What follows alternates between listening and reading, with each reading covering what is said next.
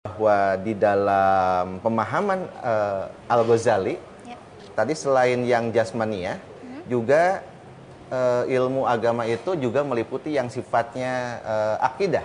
Akidah. Jadi ketika mempelajari matematik kita harus punya pemahaman yang sama bahwa matematik bukan untuk matematik semata-mata gitu. Tapi matematik juga untuk dakwah, untuk menyampaikan ilmu-ilmu lain, untuk menguatkan keimanan seseorang. Sebagai contoh saya akan jelaskan. Ketika kita menjelaskan bilangan, kita sudah dikasih karunia yang luar biasa ini. Ini tangan kita ini luar biasa hebat ini. Jumlah jari yang 10 ini mungkin Mbak Asti aja. Ini berapa Mbak Asti kira-kira? 5 ya? Karena sudah terkonsep sudah dari terkonsep dulu, seperti dan itu saya ya? Itu ada 5 gitu 5 ya? Kalau 10 berarti begini ya? Kalau 20 berarti harus tambah kaki kali tambah ya? kaki kan? Itu pemahaman kita dari dulu ya seperti itu. Betul. Sementara dalam pemahaman matematik lain di Cina, ini adalah bukan 10, ini bukan 5. Ini bisa dimanfaatkan lebih jauh dari sekedar untuk menghitung 5 gitu ya. Baik. Makanya ini bisa menjadi 10 ya.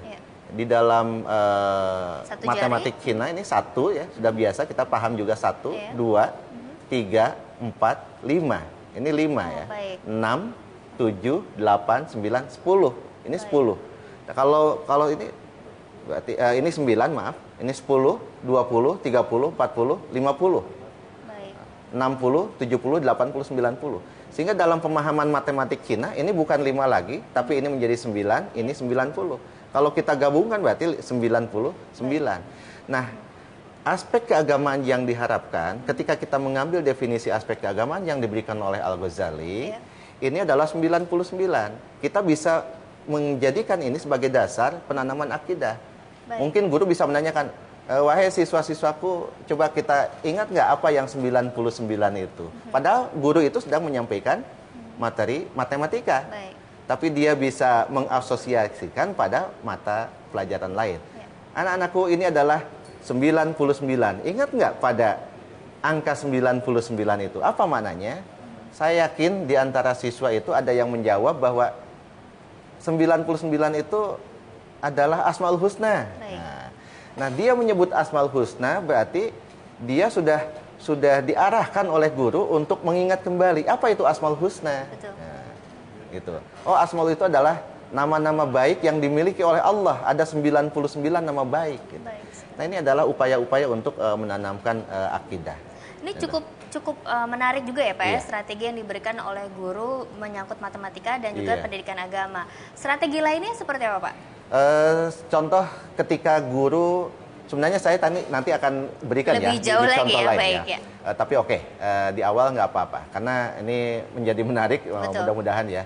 Menjadi menarik dan nanti teman-teman yang akan telepon ke sini kita akan coba juga untuk menggali ya. Saya juga ingin sharing dengan teman-teman di daerah sebenarnya ya.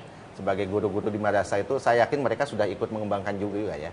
Sebagai contoh, ketika kita berbicara aljabar, bicara himpunan, seringkali guru hanya memberikan contoh himpunan itu, himpunan A adalah 1, 2, 3, 4. Himpunan B adalah 5, 6, 7, 8. Lalu siswa dikasih tugas. Carilah himpunan A iris B misalkan. Atau A gabung B. Nah, contoh-contoh seperti ini ya tidak salah, memang seperti itu. Karena gitu memang sudah terjadi. Iya, betul. Tapi ketika kita tahu bahwa ada materi lain yang bisa diangkat untuk membuat contoh-contoh himpunan itu, ini akan lebih bijak guru ya, memanfaatkan mata pelajaran lain. Di sana ada mata pelajaran yang disebut dengan akidah akhlak atau Al-Quran hadis. Siswa itu belajar ilmu tajwid. Ada Al-Quran hadis kan? Di dalam tajwid itu dipelajari tentang huruf-huruf idhar, idgham, ikhfa, huruf hijaiyah. Kenapa tidak dimanfaatkan begitu ya, maksud saya? Paling tidak nanti muncul persepsi, wah guru matematik ini menyenangkan juga nih. Toh juga paham paling tidak tajwid gitu ya. Paling tidak tajwid.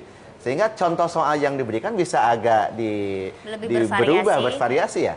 Himpunan A adalah himpunan huruf-huruf hijaiyah. Baik. Himpunan B adalah huruf ikhfa. Siswa dikasih tugas, carilah anggota himpunan A, iris, B. Misalnya. Nah, ketika siswa itu dikasih tugas itu, dia akan berpikir, Ya. apa itu huruf ikhfa, Baik. apa itu huruf hijaiyah, dia Baik. akan mencari sendiri. Ya. Otomatis akan membantu pemahaman siswa pada mata pelajaran lain. Baik, Bapak Aib Firdaus, pembicaraan menarik ini nanti akan Ya. kita sambung kembali, Oke. tapi kita harus jeda Oke, sejenak ya. ya. Pemirsa jangan kemana-mana karena Diklat Jarak Jauh untuk Guru Madrasah akan segera kembali tentunya setelah yang satu ini.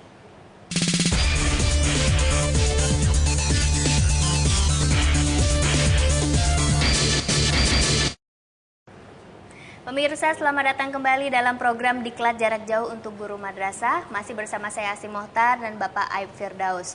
0800 1403 046 kini sudah kami buka. Jadi bagi Anda yang ingin menelpon kami, langsung saja jangan ragu-ragu dan segera bertanya kepada Bapak Aib Firdaus. Bapak Aib, tadi sebelum jeda kita sudah melakukan pembahasan yang cukup menarik nih ya. Iya. Salah satunya disebutkan Bapak Aib memberikan contoh aktualisasi matematika Iya. dengan pendidikan agama Betul. Melalui bilangan himpunan tadi ya, Iya, tapi itu untuk tingkat SD sepertinya. Iya. Bagaimana pengaplikasiannya untuk di tingkat SMP dan SMA tentunya di mana pola berpikir mereka sudah lebih jauh berkembang daripada siswa di SD. Oke. Sebenarnya bicara matematik itu pada hakikatnya sama ya, mulai tingkatan yang paling dasar sampai paling tinggi pun sama. Ya. Ada sebuah pemahaman yang sama. Oleh sebab itu kita akan lihat konsepsi PBM matematik ya. Baik. Ada 4 hal yang harus kita sama-sama pahami, Ya. bahwa konsepsi matematik ini sebagaimana ditunjukkan oleh Demus ya, yang sering dijumpai di sekolah. Ya. Yang pertama bahwa matematik itu memang berorientasi formalistik ya. Berorientasi formalistik. Artinya begini, matematik itu biasanya dibangun oleh kekuatan-kekuatan ilmu yang secara deduktif ya. Jadi adanya aksioma, definisi, lalu paradigma istilahnya rumus-rumus dan segala macam itu formalistik sebenarnya ya. Baik. Formalistik ya. Di mana saja, mulai tingkatan yang paling dasar, pendidikan paling dasar sampai paling tinggi pun akan ditemukan ya bahwa konsepsi matematika adalah formalistik ya. Baik. Sehingga kecenderungan ini mengakibatkan pada siswa bahwa siswa itu harus menghafal rumus, Betul, rumus. ya. Nah, ini yang menghafal rumus. Nah, makanya di dalam strategi yang kita inginkan nanti siswa bukan semata-mata menghafal rumus Ya. tapi di sana juga siswa diharapkan mampu melakukan sebuah proses.